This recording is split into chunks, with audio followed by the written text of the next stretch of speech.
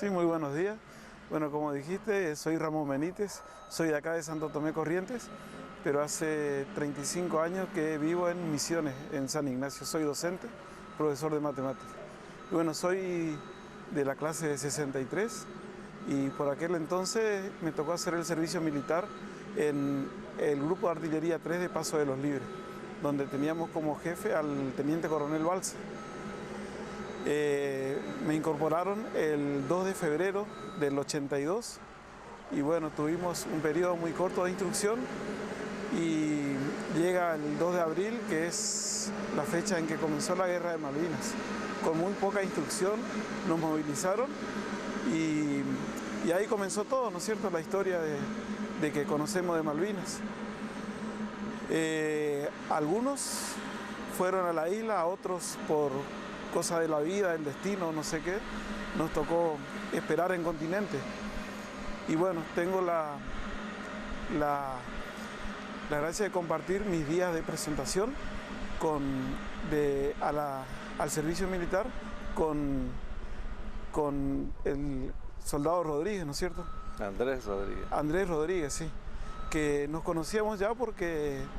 De acá de Santo Tomé. De Santo Tomé, y vivíamos frente a la casa de un familiar de él, donde siempre estaba, y éramos conocidos de familia. Mi familia lo conocía a la de él, ¿no es cierto? Y éramos de visitar a sus padres en la chacra, a jugar cuando éramos niños. Y los 3 últimos días, cuando nos fuimos a incorporar, pasamos con él en el regimiento, ahí en Corrientes. Nos trajeron a todos en un tren, y ahí van quedando soldados en Mercedes, en Monte Casero, los de Curuzucuatiá, y nosotros en Paso de los Libres.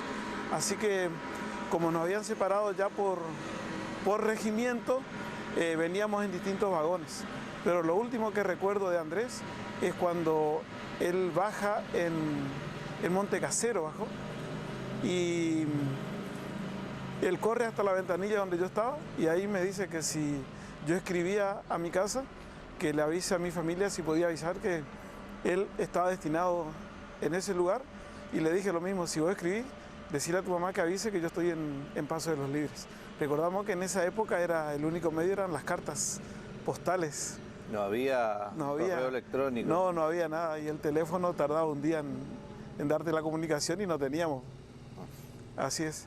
Bueno, pero hay una historia que te marcó y mucho, aparte por supuesto del conflicto, de la guerra, de perder amigos, como el caso de Andrés, fue que recibiste una carta. A ver, ¿cómo fue eso? Todos sabemos de que escribían cartas, enviaban ropa y alimentos, ¿no es cierto?, a los soldados. A nosotros nos iban entregando, y dentro de esas cartas que llegaban, me dieron una que era de un chico de 13 años de una escuela de Mendoza. Y bueno, siempre nos repartían, y ahí cada uno abría su carta y los leíamos fuerte en rueda y comentábamos, ¿no es cierto? Porque era lo único que nosotros podíamos leer en esa época. No podíamos mirar televisión, ni tampoco teníamos acceso a los diarios. O sea que la información era del parte diario que pasaban a la mañana y después las cartas que llegaban. ¿Qué te decía esa carta? Y bueno, la carta me decía de que nos daba fuerza, que él estaba orgulloso, que ¿cómo es? Y bueno, que ojalá eso termine pronto y que podamos ver. Y lo que más recuerdo al final, que me decía que ojalá tengamos que vuelva y que tengamos la suerte de darnos un gran abrazo. Y bueno, la conservé esa carta durante 39 años. O sea que hay que conservarla porque el tema de la humedad, todo ese tipo de cosas va deteriorando, ¿no? Tal cual, es así. Y bueno, como soy docente, siempre cuando se aproximaba la fecha de Malvinas lo llevo a mis alumnos. Les hago leer, les comento, les cuento lo que yo viví en mi experiencia en ese año, ¿no es cierto?, del 82. Y bueno, en distintas escuelas, algunos colegas me pedían a veces para leerlo, pero sabíamos ahí en mi ámbito nomás escolar. Y en estos últimos años, como no hubo acto en Malvinas, y siempre para esa fecha lo saco, lo saqué y lo leí yo nomás. Y este año justo me venía a Santo Tomé, entonces unos días antes lo traje conmigo. Y el 2 de abril estando con un sobrino, lo saqué para que él lo lea y ahí me dice por qué no me contactaba con esa persona. Y bueno, y ahí lo buscamos en el Facebook a Santiago y de acuerdo a sus datos y el lugar donde vivía era él, así que lo escribimos un mensaje, le envié un mensaje de que yo tenía una carta de él, le saqué foto de la carta, del sobre y lo envié. Y eso fue el 2 de abril de este año. Y bueno, no tuve respuesta, entonces pensé que no lo ubicaba a este señor. Hasta que esta semana recibí una respuesta. ¿Te sorprendió? Me pude comunicar con Santiago, así que... Y hasta ahí no dimensionaba mucho el valor que podía tener esa carta. Pero bueno, ahora sí me doy cuenta de que pasaron 39 años, que para que lo conserve tiene una dimensión grande, ¿no es cierto? Claro, ¿y qué te dice este señor ahora? A ver, ¿se sorprendió? A ver, ¿cómo...? Y bueno, me dice que él hasta ahí también no había dimensionado el valor que tuvo la carta.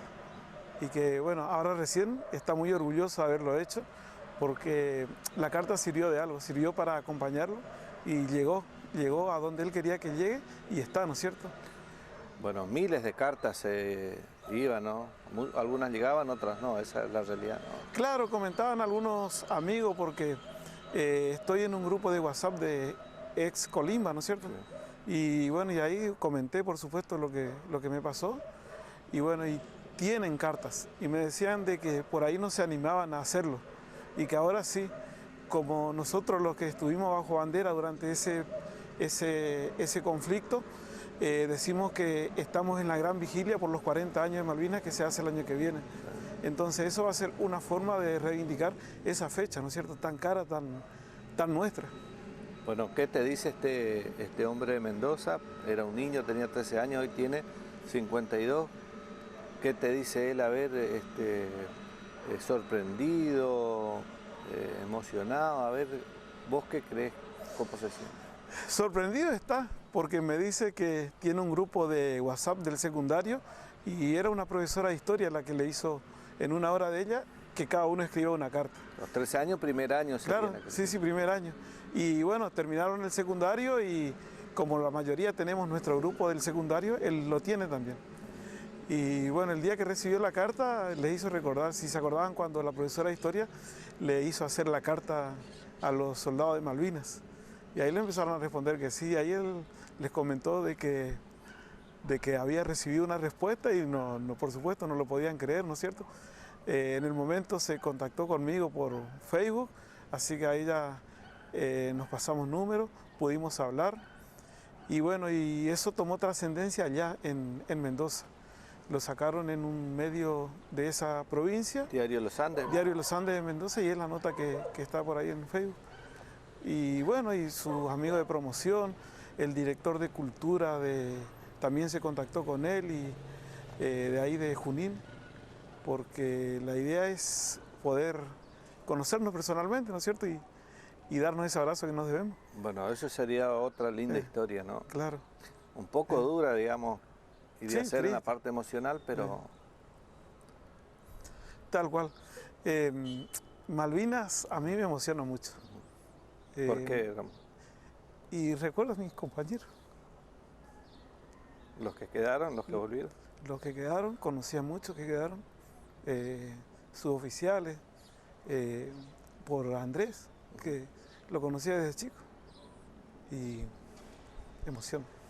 Bueno, cuesta mucho recordar, fundamentalmente cuando llega esta fecha del 2 de abril, estar en una plaza como esta se hace difícil. Es muy difícil. Sí, sí. Me gusta siempre ir a todos los actos patrios, pero el de Malvinas me duele. Duele y mucho. Siempre estoy emocionado por esa fecha. Bueno, y vos como docente, bueno, sos profesor de matemática, pero ¿hablás con tus alumnos sobre esto? ¿En alguna oportunidad? Sí, siempre hablo, siempre le comento a mis alumnos. Y más llegando a la fecha del 2 de abril, ya como te decía, lo llevo las cartas, los doy para que lean, comento con ellos, le cuento cómo fue cómo fue el ingreso al servicio militar, que ellos no conocen, ¿no es cierto? Cómo era el sorteo, cuando nos llevaban a revisación médica, la incorporación, todo ese tiempo que vivimos de la guerra de Malvinas. Los cuento a los chicos.